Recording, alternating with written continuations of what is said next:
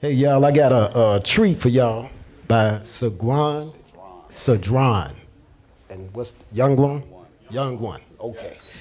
Yeah, and they're gonna kind of carry us into this thing. So y'all give them a welcome hand. Yeah, there you go. Thank you, brother. You need this mic? No, I'm gonna use this one right here. All right, go ahead. When they come up, we can use it. Okay. Got another one too, though, right there. How's everybody doing tonight? All right. We thank everybody for coming out for the graduation. We got some fine students. It's been a pleasure to work with these guys day in and day out. I've been incarcerated before, so just a brief summary about my experiences with the age group that I get to work with and mentor. I've shared this with them, and there's been I usually, in a setting of an incarceration, it's been a lot of defiance and things of that nature. And with these guys, I never ran into that. I've never seen a work ethic from this particular age group like I have with these guys here. I'm talking about they have gone above and beyond in any stretch of the imagination that I would have about that age group. If I were to define them, I would not be able to define them in the way that I define these guys. So I just like to thank them for their development and to the experience that I've gotten to have with them.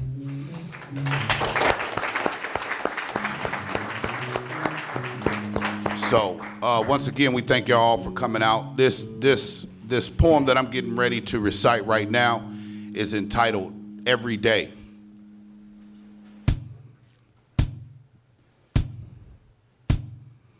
Every day he's blessing me. Every day he's blessing me. He makes my moves before I do, so every day he's chessing me. His love covers all my sins, so every day he's dressing me. And he's still working miracles. He never stops impressing me. Every day he's blessing me. Every day he's blessing me. But I must learn to keep the faith, so every day he's testing me. Through my trials and tribulations, or whatever the mess may be, I've learned to give it all to God and not to let it mess with me. I used to worry day and night. Everything was stressing me. And things that I couldn't control were constantly depressing me. And things I couldn't comprehend were constantly perplexing me. Until I looked beyond circumstance and saw that he's still blessing me. Every day he's blessing me, sustaining me, protecting me. So I give him my heart, my mind, and whatever's left of me. My life a living sacrifice, for he deserves no less of we. So why be like Cain when I'm able to offer him the best of me?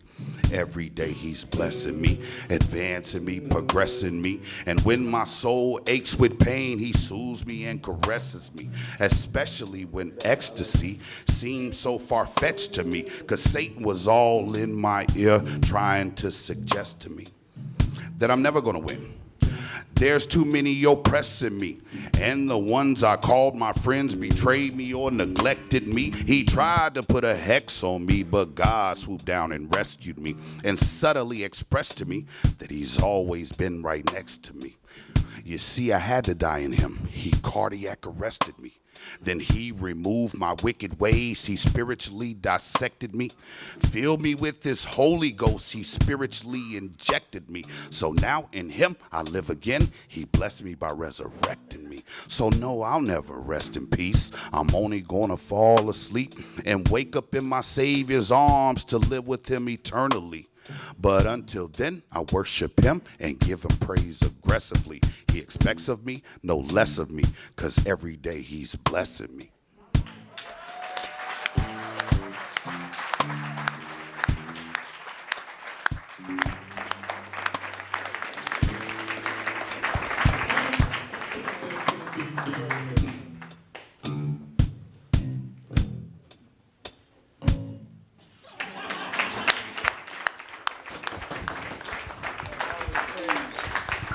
Hey y'all, Give him another hand, man. I like that. That was bad, man. That was bad. That was definitely, that was nice. Oh, come on. You ready? Come on. Come on, here you go. Okay. We didn't know we were going to be coming up here, but we got asked, and we're going to come. I necessarily didn't want to come up here today, but I'm glad to be here, and there's a lot of things that I'm sure these men that are going to have to learn. It's not always about what you want to do. It's about what you're called to do and doing it. You know, if we always do what we want to do, we're not going to succeed. So let's get this going.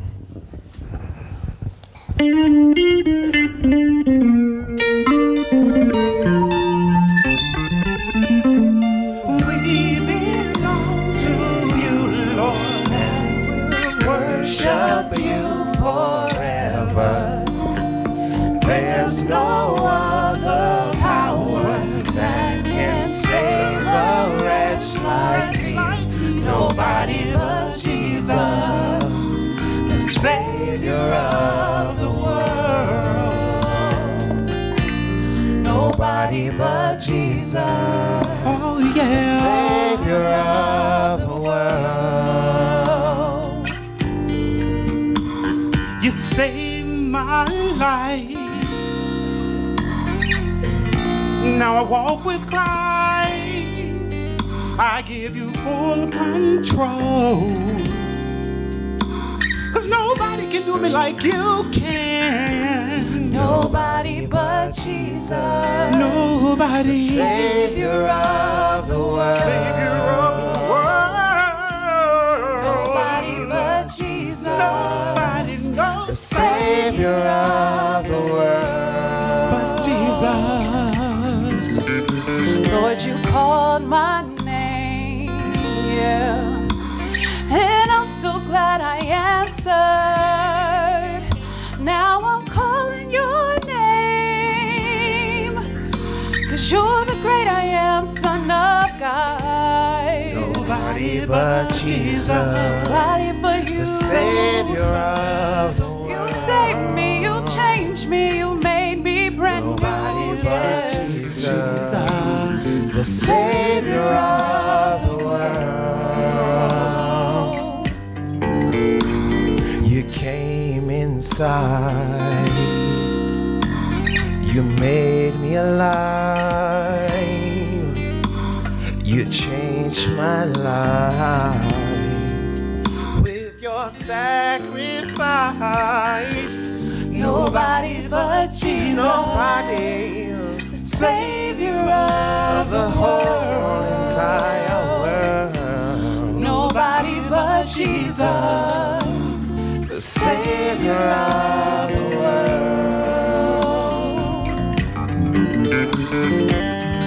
Nobody saved my life. See, nobody changed my life. And now that I walk out of darkness, I have amazing light. And see, I can see the truth. And see, I have been held down. And I have been locked behind the bars. I have been treated like a clown in society. They didn't want to accept me. But Jesus, he didn't neglect me. He respects me. He convicts me. He takes me. He connects me. See, now I got a purpose. And now I keep working. I told you my life, I see it, I know it, I got it, it's worth it. My soul loves Jesus. I give you my body, I give you my life. My soul loves Jesus. I give you my body, I give you my life. My soul loves Jesus. I give you my body, I give you my life. My soul loves Jesus. I give you my body, I give you my life. Can you say yes? Yes. Yes. Yes. Say yes. Yes. Say yes. Say yes. Say yes. Yes.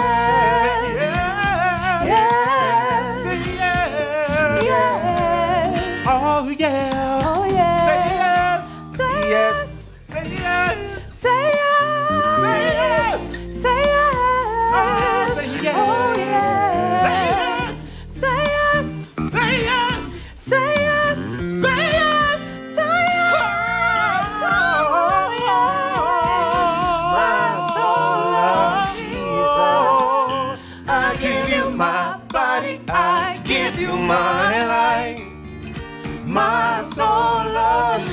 Jesus. I give you my body, I give you my life. It belongs to you, Lord, and we'll worship you forever. And there's no other power that can save a wretch like me. Nobody but we belong to you, Lord. And we'll worship you forever, yeah. See, there's no other power that can save a wretch like me. Nobody but Jesus, the Savior of the world. Nobody but Jesus, the Savior of the world.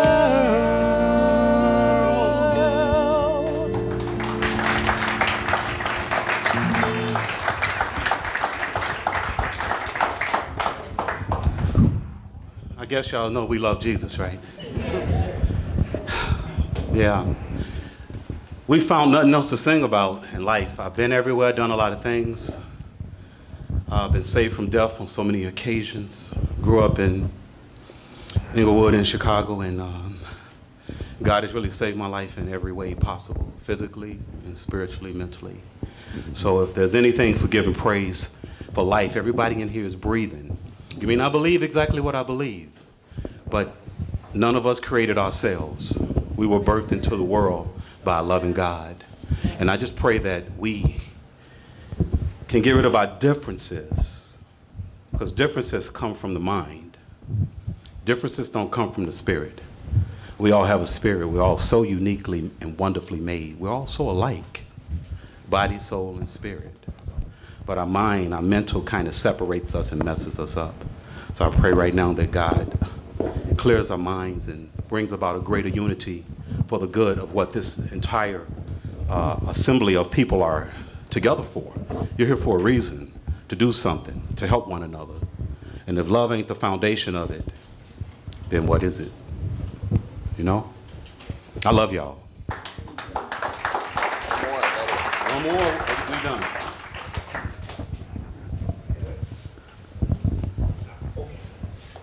It's on you. It's on me? Oh, you said it's on you. Yeah, we can, I guess. Let's do one. Tell you what, hold that. I want to bring up one of our good board members here again. Kind of. Yeah. So she can kind of, thank everybody for coming in. Thank you, my brother. Thank you. Hey, thank y'all, man. Thank y'all. Man, thank y'all. That's what I'm talking about. I like that. All right. There you go, back there, Alan. Hey, look, next up, I want to bring up one of our honor board members here, Casey, who's want to say some things. Casey, it's all yours. Yeah. Take it away. So first, on behalf of the board of FirstFollowers, I want to thank you all for being here. We couldn't possibly be more proud of all of the work that FirstFollowers does as our board, but also particularly of this program, which is one of our newest programs. So I really want to thank you all for being here. I also want to thank James and Marlon for asking me to do this, even though they both put me behind all of the talent and also already made me come up here and tell you that you could get food when in fact there was no food, and so they've set me up for certain failure. And especially because at the end of my talk, I'm going to go tell you that you can go eat again, and none of you are going to believe me, but this time it is actually true that as soon as I stop talking, you can go eat. It's really exciting to be at any graduation. I was looking at this beautiful young lady in her beautiful pink dress, and it made me think a lot about graduations and what special times they are and how they mean so much to families and folks that are here. And maybe it's because my own mom cries at every single graduation that she's ever been to, and because I'm slowly turning into her, that I'm especially nervous to be up here and be the person that's welcoming you. So I hope you'll excuse me for using notes, because in public speaking, if I don't have notes, I always end up crying. So please give me a little bit of your grace on that front. I want to thank all of the facilitators and instructors and volunteers who took so much of their time and talent to make this program possible. We've been hearing about all of the work you've been doing. I've met some of you individually. You're all amazing individuals who have so much to share. So thank you all for doing that. I also want to thank all of our scholars. When you think about programming, you often think about the folks who are innovators who come up with new ideas. And I don't think we give enough credit to the people who have the courage to trust those people and try out a new program and try out a new idea and give it a chance and see if it can impact them. And I don't know that I would have had the courage to go into Go Mad and put 14 weeks of my life into something and just see if it would change. And I think it's a huge accomplishment that you all showed up and that you kept coming. And I really want to thank you for giving us a chance to make a difference. I think that means a lot to all of us. Yeah.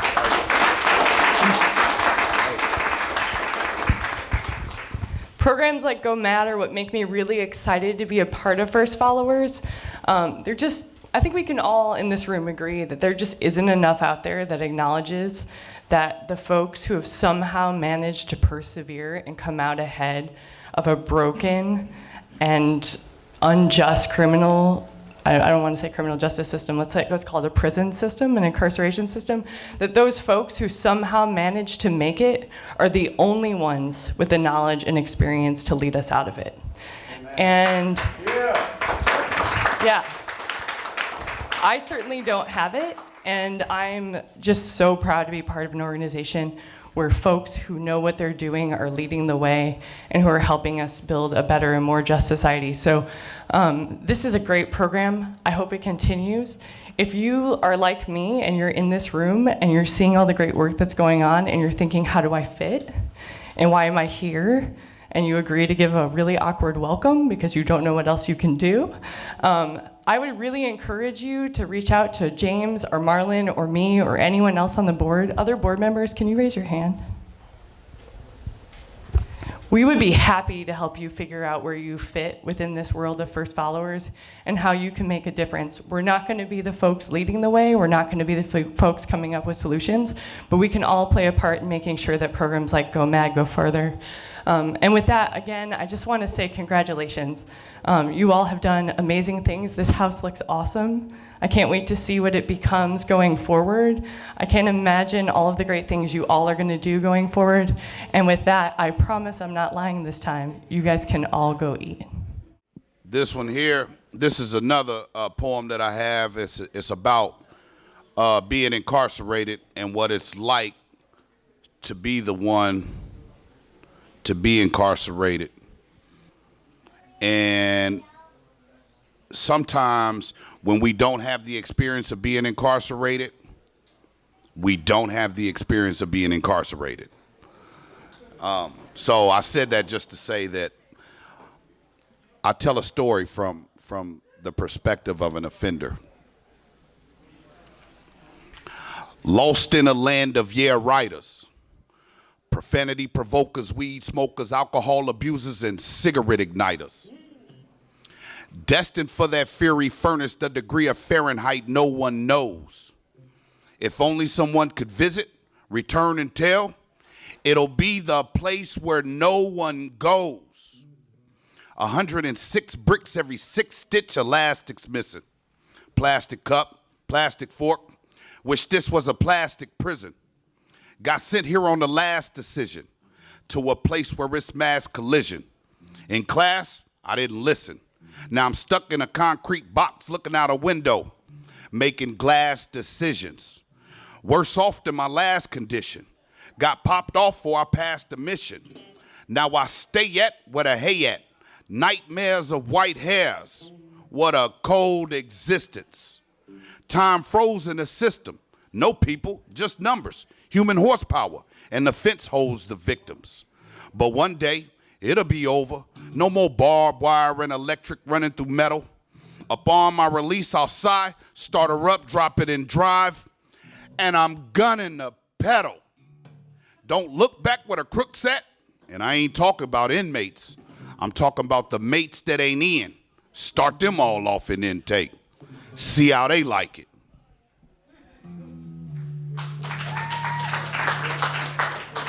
Thank you again, man. Thank you.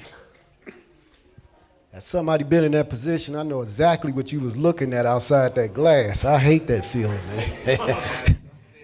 I'm telling you, there's no playground. When them doors shut, man, I hated it. But Hopefully everybody don't have to get that experience. Next up, we got one of our scholars coming, Mr. Alan Baines. We're gonna talk a little bit something about the program and just let things be known. Alan, step in. All right, how y'all doing today? Y'all doing good? Yes, sir. All right, okay. Use the mic, Alan. Yeah, all right. All right, here we go. So lately, I haven't been in the program for the last like 3-4 weeks because I ended up getting a job under a guy named Darcy Bean doing good carpentry work, custom designing homes. So I took that. So that's congratulations on me. Right. So yeah.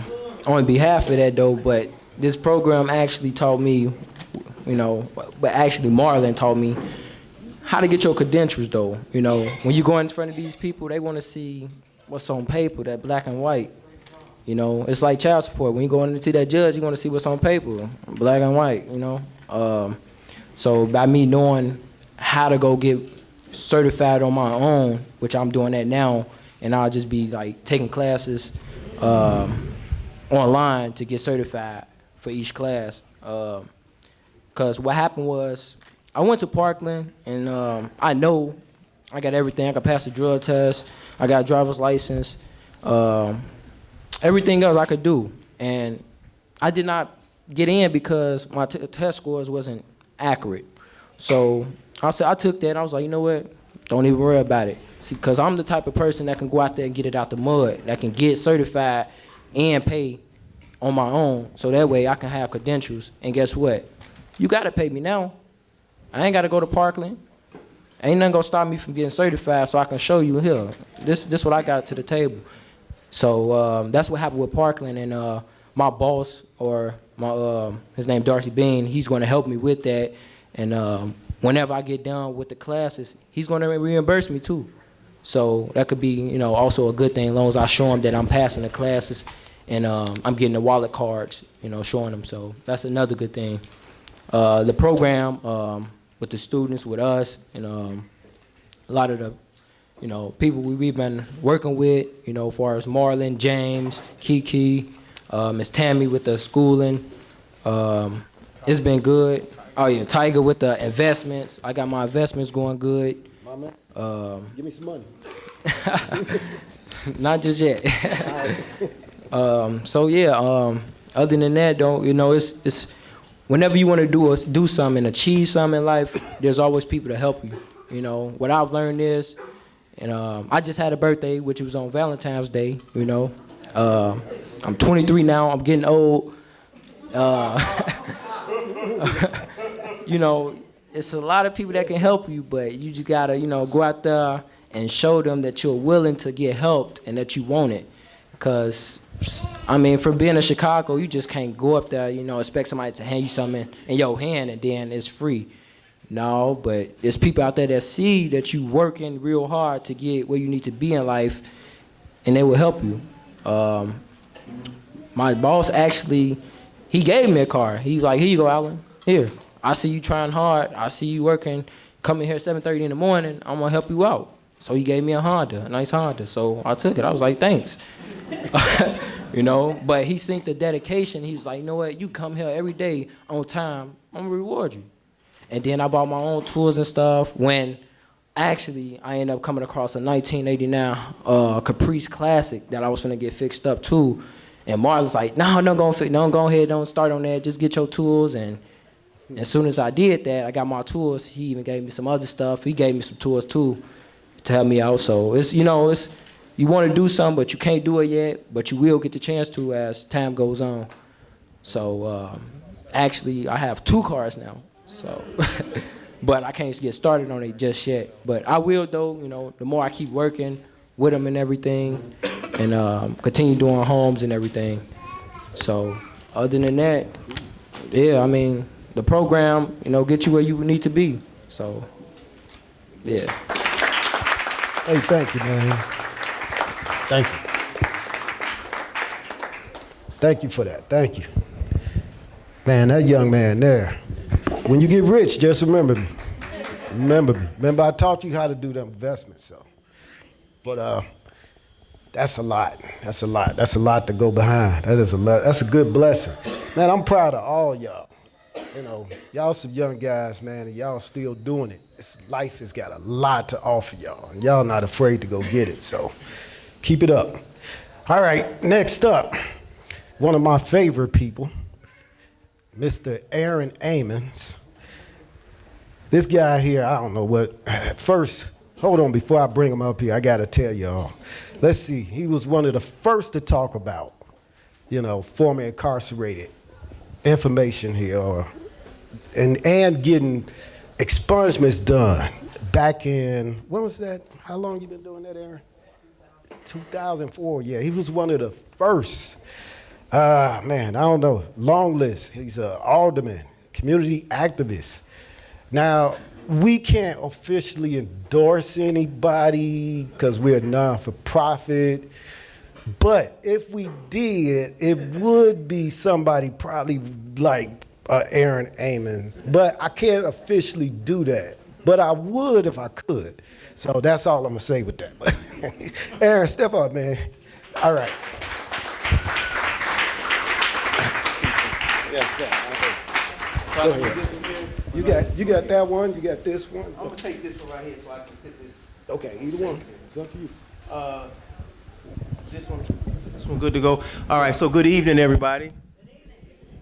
So why don't we give it up for First Followers as a whole, first of all, why don't we do that?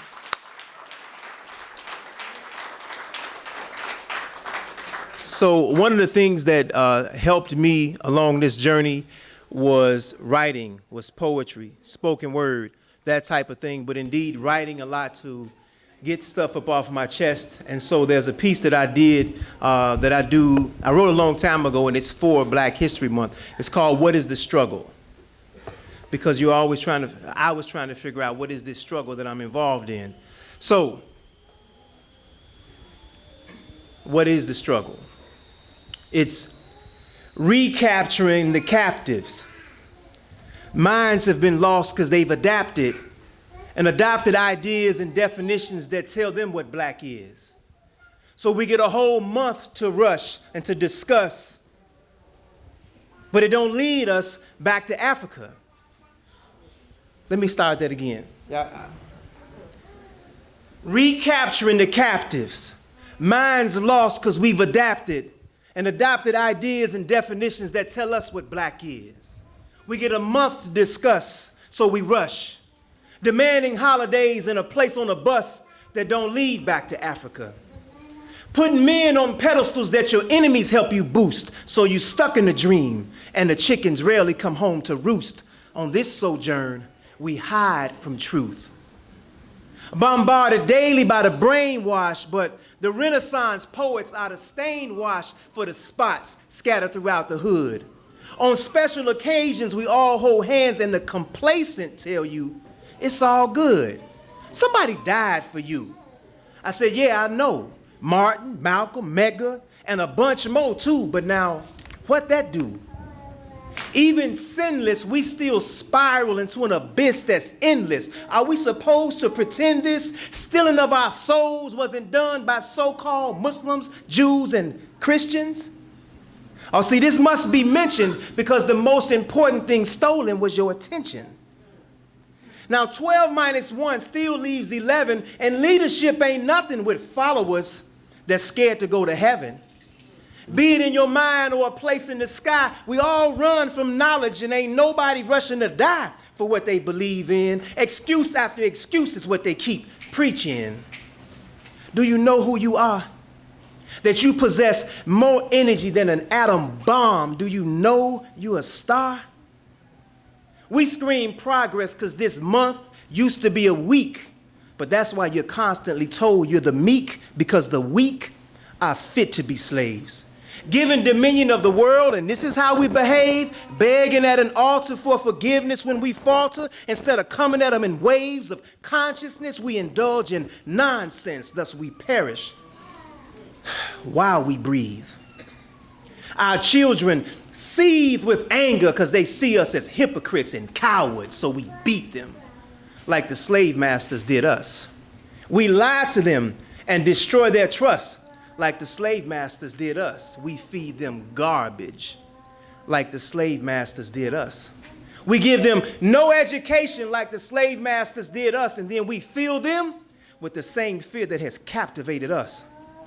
See, it's easy for punks to pop trunks and talk junk to other chumps, but if I ask you to stop selling dope and protect the hood, somehow I'm the chump?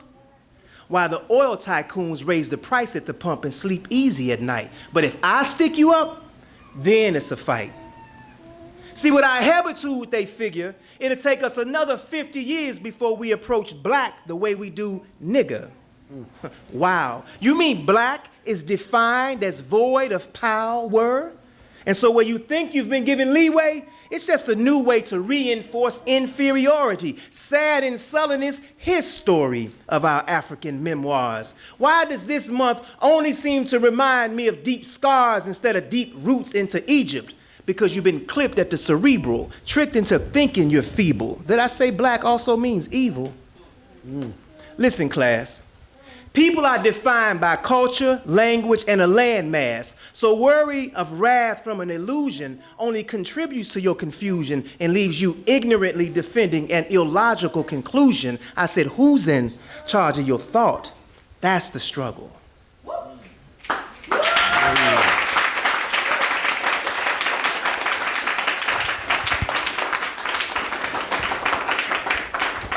To the city of Urbana, Bill Brown is here. I'm an alderman in the city of Urbana.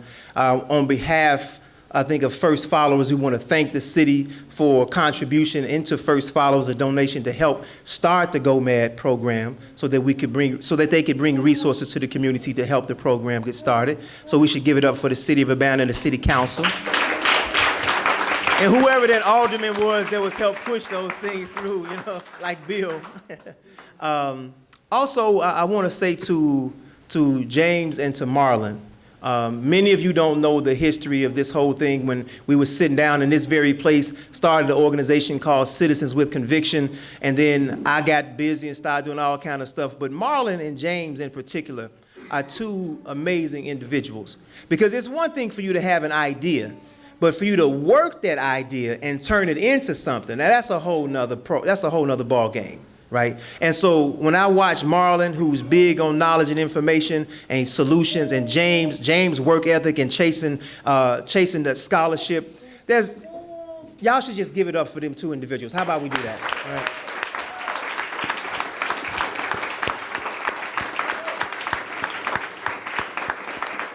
And I don't want, now that's a base to build upon, right? But when you start talking about whether it's Tiger or Tamika or Tammy or any of the other, Charles, I mean, and some of these brothers and sisters I know from a time that y'all don't know nothing about.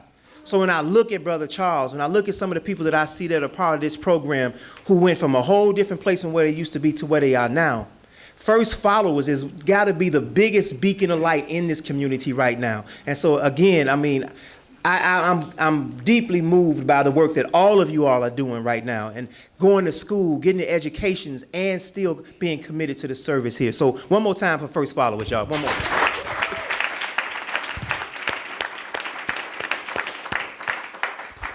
So I'm going to lay out a couple of problems, and then I'm going to bring you some solutions or gains that we've made, and then we're going to keep this thing moving. I don't want to be up here very long. So, and let me, ooh, boy, I almost messed up royally. Lord have mercy. Y'all, forgive me. Can we give it up for my amazing wife, our state representative, Carol Ammons, up front up here?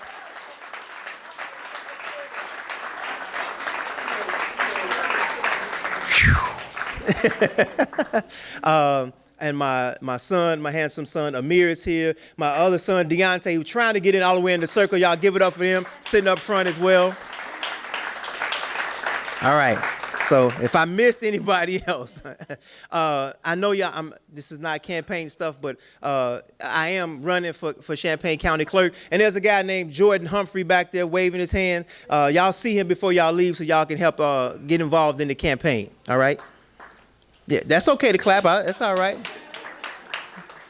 And one of the things that I think is extremely important about that is, look, I went through this whole situation, y'all, of the felony conviction. So when I started working on this back in 2004, I saw in 2000 where the election was stolen from Al Gore by saying that there was a whole bunch of convicted felons who voted in Florida, right? And so they had to do this recount, and all this crazy stuff happened, and it ended up George Bush winning the election. So I started looking into it. I started doing research about people with felony convictions and what your rights were, right? And so I started looking deeper into it. That's when I found out in Illinois, if you have a felony conviction, it does not stop you from voting. It does not stop you from being a part of the process. In fact, if you are in the county jail and you have not been convicted, you can vote from the county jail. You can vote absentee from the county jail. So we have a lot more opportunities in Illinois than some other places. And so we started working on this thing called Forgiveness Weekend back in 2004, 2005, because I had to deal with this felony stuff as well. So I'm not speaking to y'all or to anybody in this room from a space of like, I don't understand, right? I've been robbed or been denied opportunities based upon that. So I went to work though. CU Citizens for Peace and Justice was an organization we founded. We met in this very building for 10 years, every Saturday from 4 to 6 p.m. Myself, and I don't know if there's any other members from CU, Carol, of course, Representative Amos, Amir, look, he wants some love. Y'all give it up for Amir too. So, but then James came in on the back end of that, I think towards the end of that, and that's when we started moving some other things. But, so for me, what I learned through this process and what I want y'all to walk away from, especially the graduates and other folks who are in it as well, and I think, brothers, some of us have embodied this, but I don't know if we've articulated it. So what I learned through this whole process was two things to change my life: knowledge and service. Knowledge and service. Knowledge, facts, information, and skills. I was just talking to Brother James about the skills that he's gotten from this program. So the facts, information, and skills acquired by a person through experience or education, or the awareness or familiarity gained by experience of a fact or a situation. Knowledge. Then service, the action of helping or doing work for someone. Now, Marlon has degrees. I don't know if he's got the PhD now or he's about to get it. So Marlon does not have to do this. James has the scholarship, written all kind of books. His wife is a lovely a professor at the university. They don't have to do this. They're doing it because it's service. They're doing it for someone else, right? So it's not out of necessity. It's out of love. It's out of a sense of responsibility and duty. And now it's y'all turn. So you don't come and get this information. You don't come and get something just so you can get a job, just so you can change your experience. There's a difference in the person who does that and the person who says, okay, I'm going to stand up for what's right and I'm going to also give back to help to other people. Knowledge and service. I got a pardon in 2014, right? But I wasn't seeking that when I started in 2004, 2005, working on felony disenfranchisement. That's not what I was looking for. I had no idea that was in the cards for me, right? But it was that service and the service and to the whole, and then you get your needs met. All right, so the lack of economic opportunities is being addressed by this program because you all are able to either, whether it's getting a stipend or seeing brother, what was the brother's name again? What's the name again? Alan, who's already got a job before he finished the program because somebody saw his talent. Now, I'm sitting up, and Bill and I were both sitting at as aldermen at the city council, and Brother Allen came up when you all brought the guys in and did his testimony. Now, he didn't know it, but I knew that there was an African-American contractor in the back of the room. Now, this contractor was saying he has a son. And he said, I'm not hiring my own son because he don't want to go through the program at Parkland and don't want to stop using drugs. So I'm not hiring him. And he has a business. But he said, I'm not hiring him because he doesn't understand the importance of going through the program and making the sacrifice. And Alan came up, he was like, look, I'm doing this. All I'm looking for is an opportunity. He didn't know that he was applying for a job by sitting up there in front of the city council talking about his skill set and what his passion was and what he was doing to make that happen. Now, he ain't working with that guy yet, but who knows what the future holds. Found somebody else came along and gave him the job, right? If you're an asset, somebody's going to want you on their squad. If I can count on you, they're going to want you on the team. All right? So the lack of economic opportunities is a problem for us in our community. The lack of education, the lack of knowledge is a problem in the community. Not enough of us are not enough of us are willing to serve, right? And then not enough of us are willing to seek and look for the information, look for the knowledge, because it's there. So the opportunity that you all have been able to take advantage of was provided by the people who were seeking the knowledge. So Marlon, James, all of us who are seeking this particular knowledge, seeking this opportunity, or seeking the funds and stuff to create FirstFollowers, and then it creates an opportunity for you. Now, if you're seeking the knowledge, no matter what anybody says about how the program is structured, right? You all came and you went through, was it 14 weeks, 5 days a week for 4 hours a day, right? Mm-hmm. That's commitment. That's commitment, right? So nobody can knock that no matter how you structure, how you look at it. You all came in and put the time in and you learned something from it. So that's going to pay off for you one way or the other, okay? So the gains of this reentry of FirstFollowers, I think about the reentry program, the Go Mad, which is Go Make a Difference, right? Enrolled, you got people enrolled in college. I think about people like Bethany and Perry and some other folks who may be enrolled, trying to get their degrees, obtaining jobs, and I didn't even know Alan had gotten a job already, educating the youth, inspiring the community, and ultimately demanding and commanding respect. Now, this is one of the things that a lot of folks in Black History Month coming off of Dr. King's birthday talk a lot about Dr. King, but they haven't really looked into it. And so I've been listening to a lot of his stuff, and man, you got to really sit down and think about what he's presenting to you. But when you talk about demanding and commanding respect, let's put it in some layman's terms for our sports folks out here, right?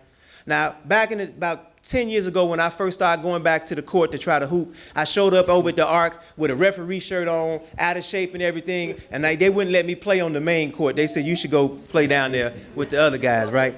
So I was like, all right. I went down there, played a little bit. I started killing them, so they realized that I didn't belong on that court. So I came down onto the big court. Nobody wanted to pick me, right? So I had to wait to get downs, right? So I got downs, I got next, I picked my squad.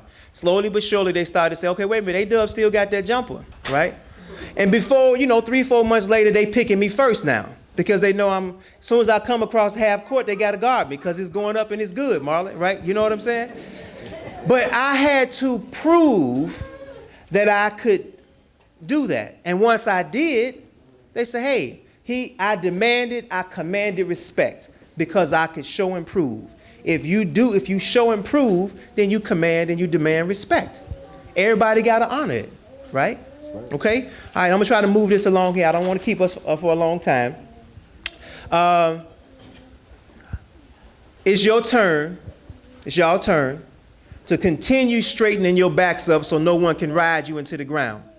I want you to lift your heads up so you can see your future and pick your feet up and walk into your destiny. Now, there's a difference, like I said, between a person who stands tall to get what they need as an individual and a person who takes a stand in service to the people. Marlon, like I said, has all those degrees and all that type of stuff, but that's not who he is to go chase that. We want to make a difference in the lives of all people, but we don't apologize for having a focus on African American youth and our families. We all know what knowledge and service has done for us, and we want to share that experience and that wisdom with all of you. So I'm going to break something down for y'all, then I'm going to let this go. Your commitment to this program, to whatever degree you've made that commitment, is a major milestone in your lives. Now, one of my mentors told us a long time ago that you have to be living your life with dignity and integrity and working for peace and justice 168 hours a week. 168 hours a week. Anybody got that yet? That's 24/7, right? 168 hours a week. He said, because those that are working against you have put institutions in that now work 168 hours a week to keep churning out the same things they've been churning out. So when you are not working to that degree, you're not gaining ground. So I'm going to break this down for y'all. Y'all did 14 weeks. And y'all did, so that's in 14 weeks, if you've been doing 168 hours of work, you'd have been 2,352 hours of working on your own behalf. Y'all did 14 weeks at 5 days a week, 4 hours a day. So that's 20 times 14. You did 280 hours. That means you got 2,072 more hours that you got to to put in on your own behalf, all right? So I want you to understand that, yes, you've taken a step in the right direction, but there's still a whole lot more left to do. But you got the foundation to do that. This program is helping establish the foundation for you to do that.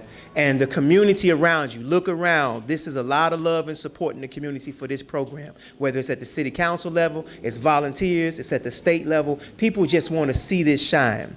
All the stuff that we see in the community about gun violence and all that type of stuff, the lives that are being lost, there's no power in that. There's no change coming from that. There's change and power in what you all are doing right here. There's change and power in what's happening in First Followers. Thank y'all for listening. I appreciate it. Thank you again, Aaron. Thank you. Man, that's a lot. That's a lot of information right there. And thank you for defining that struggle. The struggle is real. It's a war on for your mind. We had to talk about this in our class. It's very real. Misinformation is put out there on purpose to keep you redirected into the wrong way. You're gonna get, a man receives 2 educations. One, the formal education he received, it's all right. But the second one he create, the latter one, that's the better one. That's the one y'all create. So on that note, I'm gonna turn this over to Marlon and let him come up here. Well, he's already here, so they can get this going. Marlon, you wanna take it away? Oh, yeah, I got it. Hello. All right. So, first of all, I'd like everybody, want to thank everybody for coming out, supporting a vision that I had maybe a year and a half ago. Everybody in this room has been very instrumental to our walk at First Followers, been very supportive in providing the resources that we need to make changes. A real special thanks to Anahim, who I have up here. She's our actual building construction coordinator at the site. She came in as a volunteer, put in a lot of work, brought a lot of ideas, a lot of energy, and the guys loved her.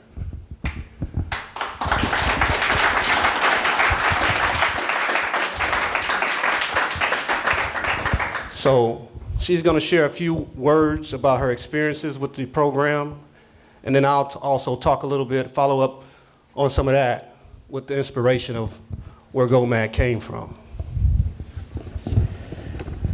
Thank you.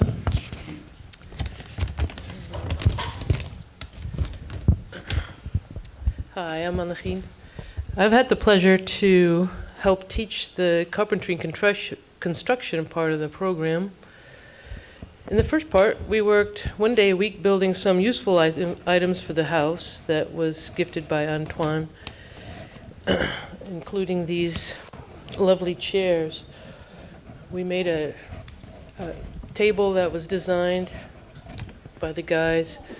It's about yay high, and I said, well, you sure you really want that? Is that going to be right? But no, they knew what they wanted.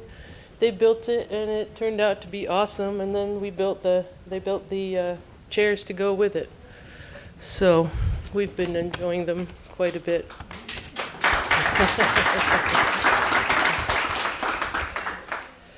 And the second part, we took on renovating the house itself. The guys have been wonderful to work with, as they are eager to learn, talented, and capable. I'm impressed with how far they've come in these weeks. They have acquired and become confident in new skills and are able to conceive and finish their projects. They've started to find their stride. It's been also a delight to have the opportunity to get to know them, and I look forward to helping with the second phase.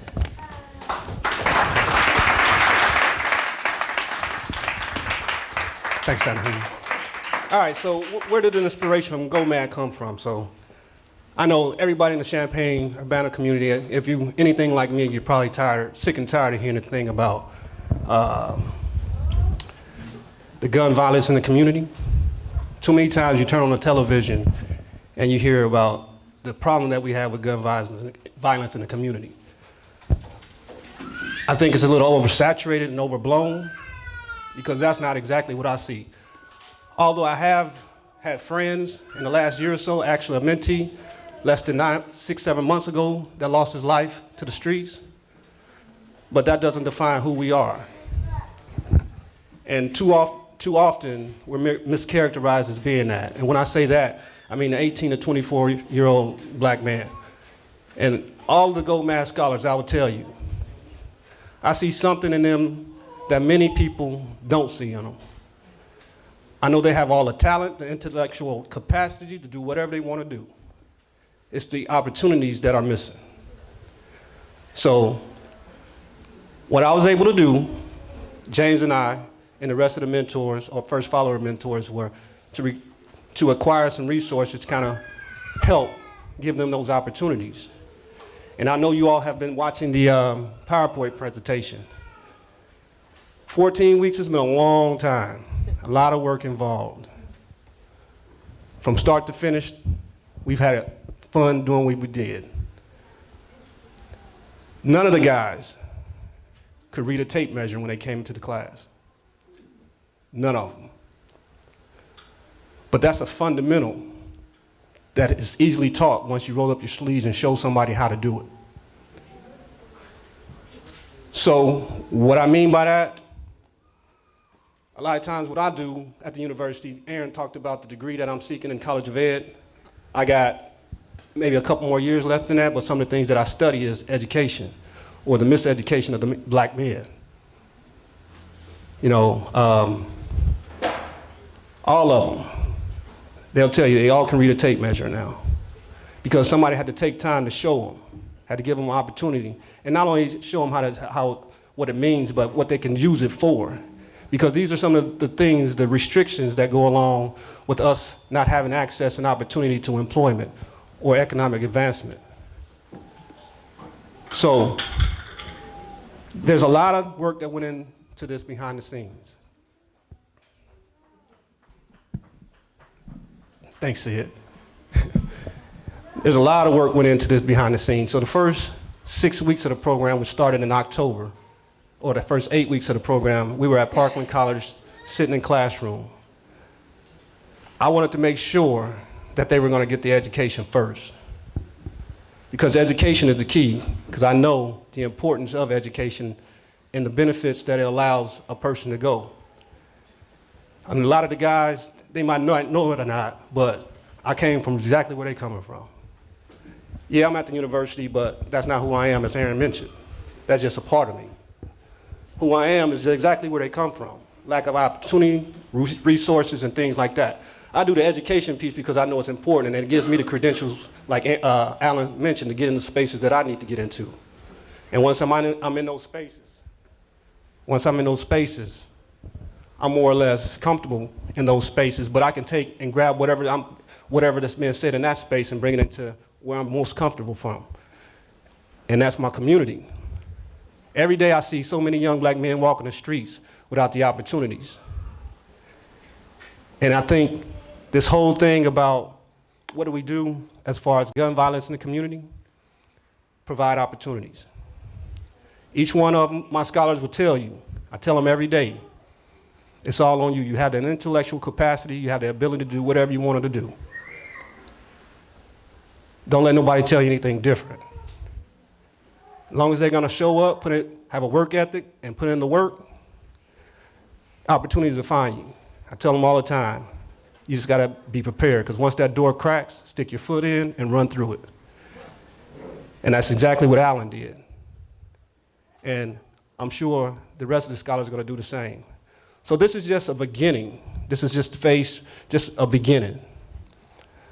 We have the charge, with my mentors at FirstFollowers have the charge of linking these guys to jobs. If they're serious about wanting to work, change their lives, it's up to them.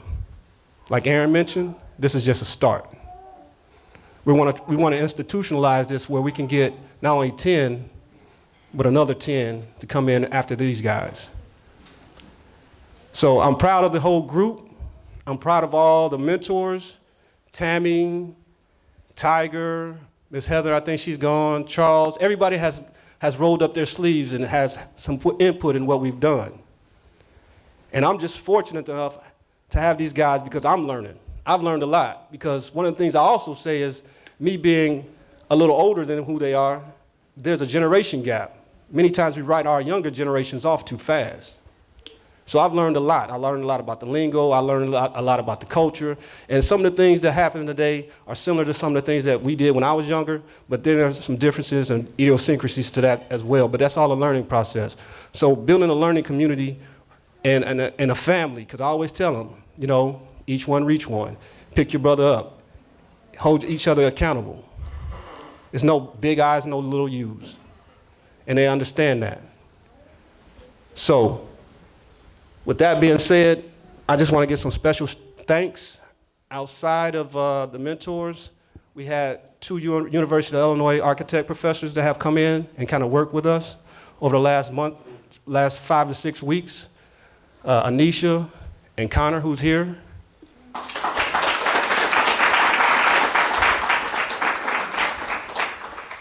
We also had a guy that came in that teaches at Champaign Central High School. He's a chess teacher. So he left early, but as you can see, the guy's really plugged in. There's only a handful of the guys that actually knew how to play chess or knew what chess was all about. But it was a beautiful thing because now they understand that, you know what?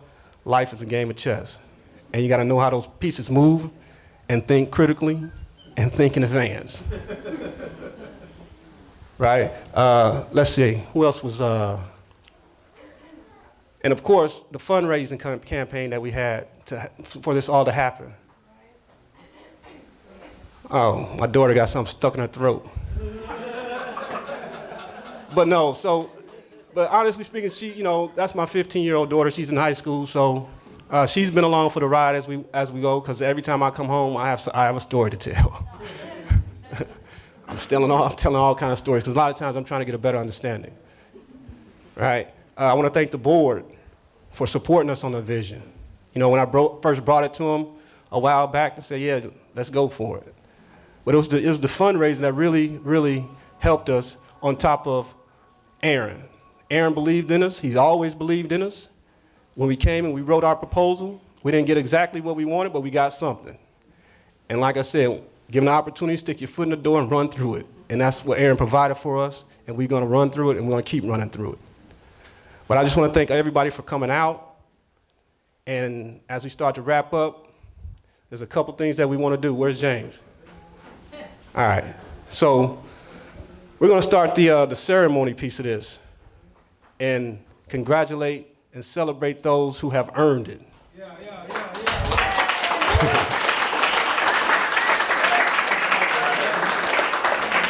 And I got to say, it's been a long, long road. And I also want to thank a special thanks to Sid. I think you all have met him. Sid came aboard right around in January, and so he's been like the site coordinator of the building site. He's been a rock. He's been the foundation. He's been a stabilizer. He's been my right-hand guy. So he has helped a lot as well. All right, so James, how we want to do this?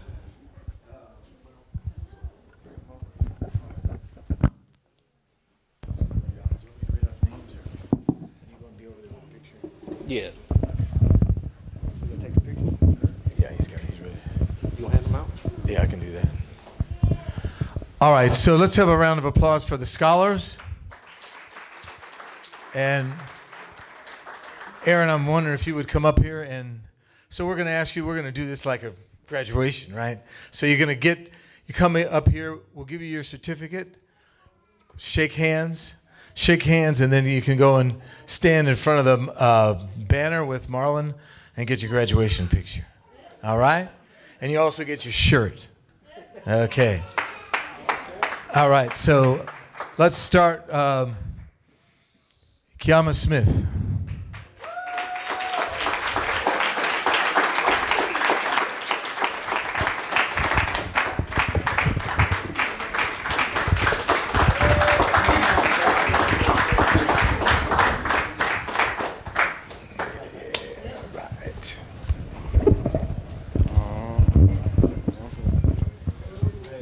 That's a good question.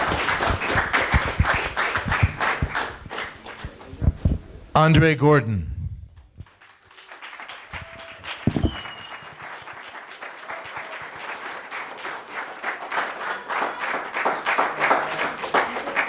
What about Dre Steve?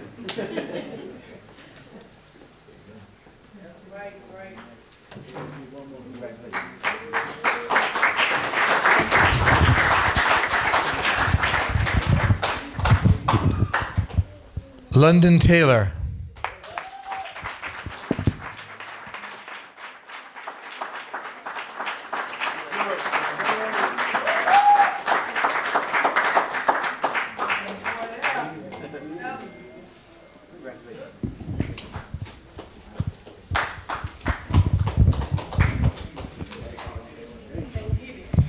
Kenneth Stevenson.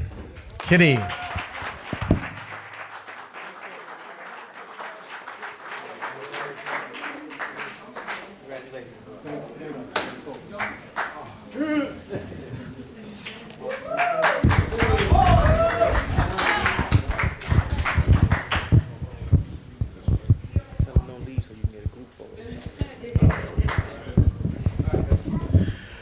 Kendale Stevenson Peoples.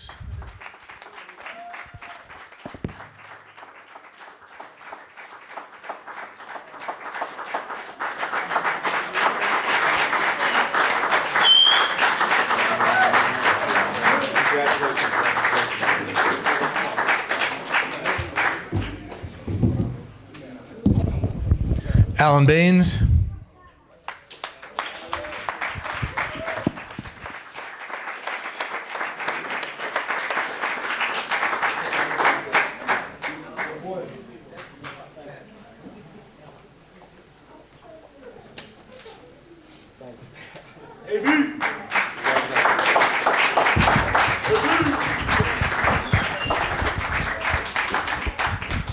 James Franklin.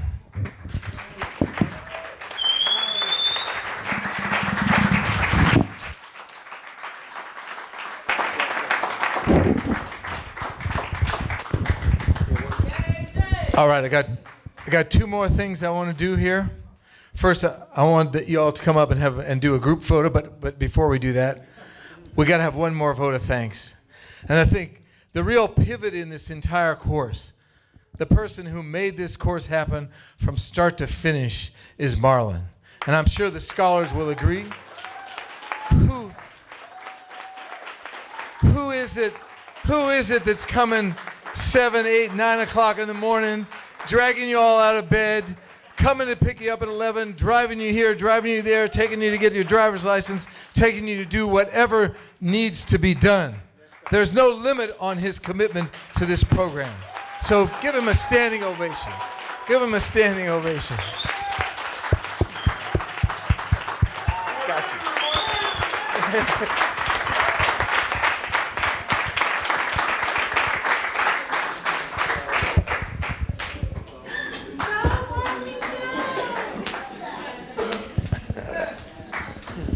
Okay, so can we have the scholars come up and we can do a little group pick here? And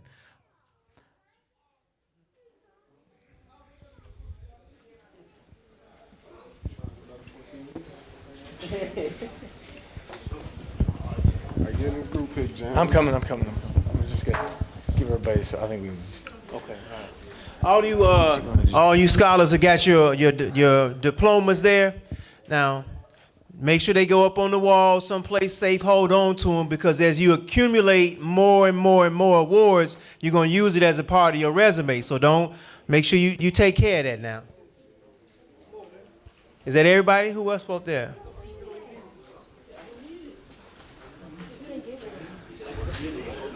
Go grab it. Yeah, we got time. Is that how fast he move in the morning, Marlon?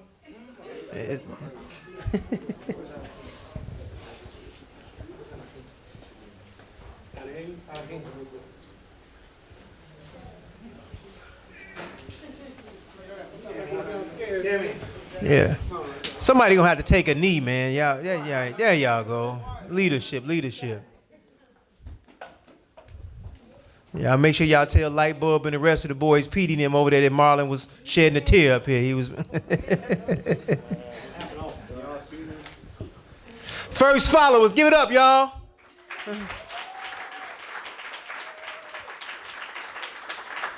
That's hot. Wait, one more. Tiger. Oh, yes, sir. Come on through here. Let me see, man. I was trying to. Let y'all shine, baby. Let y'all shine, baby. Let y'all shine. Kiki, come on here, man. Come on. Want me to take the picture? All right. Selfie mode, man.